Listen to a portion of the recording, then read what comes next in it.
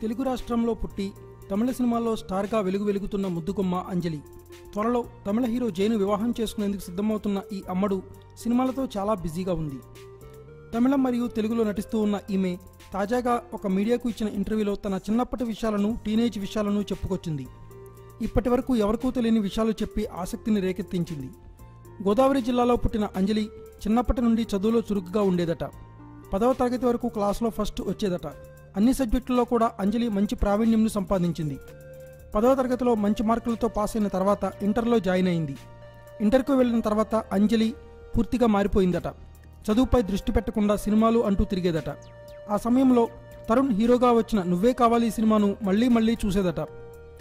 ఒకసారి ఆ సినిమాను చూసేందుకు కాలేజీ బంక్ కొట్టి సిటీకి దూరంగా ఉన్న ఒక థియేటర్కు వెళ్లి మరీ స్నేహితులతో కలిసి చూసిందట.